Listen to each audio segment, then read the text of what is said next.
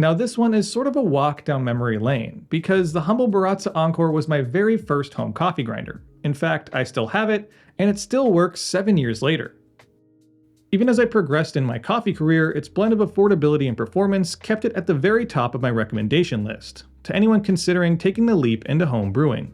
But it did have one major limitation: it wouldn't grind fine enough for a proper espresso, so it led me, and I'm sure many others, to either replace it, upgrade it, or get a second grinder. But that brings us to the newest addition to Baratza's lineup, the just released Encore ESP. And I know what you're thinking, but no, neither I nor this grinder has extrasensory perception, although admittedly that would be pretty cool, but the ESP actually stands for espresso. But even though espresso is the highlighted feature, Baratza also gave the ESP a new dual range adjustment system for all-around grinding, a quick release burr mount, and the more precise M2 conical burr. So the question is, will all these upgrades help the Encore maintain its status as one of, if not the top choice for both new and casual home brewers? But first, a quick disclosure. So a few months ago, the folks at Baratza reached out and asked if I'd be interested in being one of the first people to review their new Encore ESP. And in return, all they asked is I provide a fair and honest review. So here we are, so let's dive into it. Of course, being able to grind for a proper espresso is the Baratza ESP's crown jewel, but as you'd expect, there's been some upgrades and updates to make that possible. The main feature giving it both espresso and filter in just 40 clicks is its new dual range adjustment system, which sets the first 20 clicks aside for espresso, giving you some additional control in the finer range. Of course, this is also paired with a fresh set of blades, as the new ESP upgrades from the 40mm M3 in the standard Encore to the M2, which also happens to be the burr that comes in the more expensive and precise Baratza Virtuoso. As you can see, it has a steeper, sharper cutting edge that leads to a more consistent grind no matter the setting. The sharper burrs also help the ESP cut through beans faster, even at the same 550 RPM as the standard Encore. The center comb burr is also attached to a new quick release mount for cleaning and maintenance, which is a huge upgrade from the near complete teardown you had to do on the original Encore to get that burr out. And finally, the grinds are sent through into the new dosing cup, which is of course portafilter friendly. And to those who still prefer the classic bin, it's still there too. When it comes to the workflow, neither the ESP or the standard Encore are breaking any new ground, but they're simple, clean, and effective. To start, you'll need to decide whether you're filling the hopper or single dosing. Then it's just a matter of hitting the power switch and transferring the grinds to your preferred brewing method. If you're using the hopper and you're not incredibly worried about grind weight accuracy, you can definitely get within a 2-gram variance with nothing more than timing, as it grinds about 1.5 grams per second on espresso and 2.5 in filter settings. And for those who are looking to be very specific in weighing their grinds, having the press to grind option up front makes it very easy to maintain accuracy and minimize waste. When it comes to single dosing, the ESP has little to no retained grinds, with my tests in most cases showing the same weight in and out. And finally, regardless of your preferred grinding format, when it's done, the bin and the new dosing cup provide a simple and clean transfer to your brewing method of choice. But if you're using the dosing cup for espresso, it does definitely require some additional attention to distribute and even out the grinds in the basket prior to tamping. Alright, so now that we have the workflow out of the way, let's get into performance. Out of the box, I went straight to making espresso, and found it plenty capable of producing round, flavorful shots with plenty of texture and balance. Upon further testing, the extraction numbers also reinforced what I was tasting, with a solid average of 18 to 19%.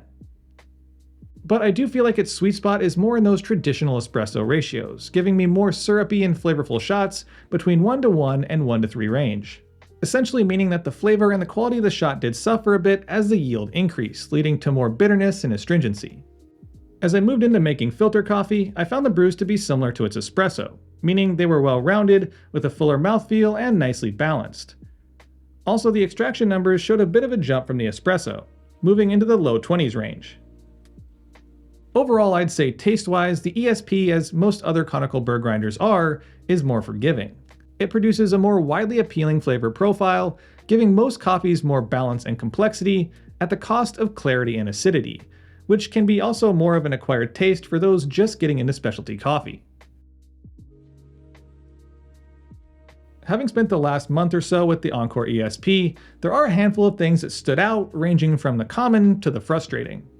On the common side, the grinder uses stepped adjustments, meaning it has specific notches for each grind size, a total of 40 to be specific. This in itself isn't the issue, and it's actually very common with many grinders in this price range, but when it comes to brewing espresso, the grind size differences between each click are a little wide. For example, let's say you're dialing in an espresso and your shot is running at 25 seconds. You go one click finer and it'll run at 22 seconds, and one click coarser and it runs at 28. So it doesn't give you a very fine level of control, which can definitely be a little frustrating when you're working with a finicky coffee like a lighter roast. Also, when grinding for espresso, things can get a little clumpy, requiring a good amount of WDT to get a more even texture and better, cleaner extraction. And lastly, on the common list, when you grind coarser, it seems like a good amount of chaff somehow ends up behind the ground spin, which is an issue that carries over from the standard Encore. Now, moving on to the frustrating, and they both have to do with the hopper. For one, most grinder hoppers come with a gate that allows you to open and close the flow of beans. It's just a nice feature to have when it comes to swapping coffees or cleaning things out, but the ESP, just like the standard Encore, doesn't have one. And it makes the process of removing it for any reason either being potentially messy or wasteful, because you may spill them, or you may need to grind through more coffee than necessary to take it off. And lastly, the hopper doesn't really fit all that snug, and it's just plastic sitting on metal, so when grinding, the vibrations shake it around, and it quickly pops the hopper lid out of place. It just feels like something that would be such a cheap and easy fix using a rubber O-ring or a gasket, and I'm kind of surprised it wasn't caught in testing, or maybe it's just mine. As I said in the intro, the Encore is a nostalgic piece of coffee gear for me, and to this day it sits at the top of my entry-level recommendation list. The only caveat that came with it was its difficulty in brewing espresso, but with the arrival of the ESP, that issue is a thing of the past, and it makes it one of the most affordable all-around coffee grinders on the market. With a retail price of just under $200, it's not out of reach and not nearly as expensive as most other popular coffee grinders. To me, it's pretty clear that the effort was placed on the internal bits, like the dual range adjustment and the upgraded burrs, while the overall design, body, and form stayed the same. This just means that less money was spent on research and development, and that leads to a lower cost for the consumer, especially for those looking for a wider array of brewing options while avoiding a potentially costly and premature upgrade.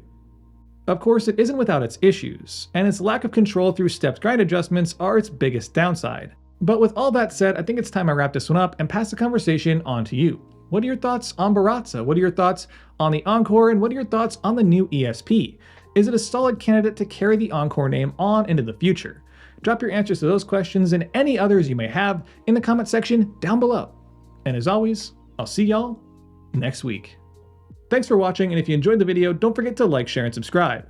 Hit that little bell button for notifications of new videos posted every Friday. Check out my Instagram at Sprometheus for content throughout the week, my blog at Sprometheus.com, and as always, stay caffeinated. Ponyboy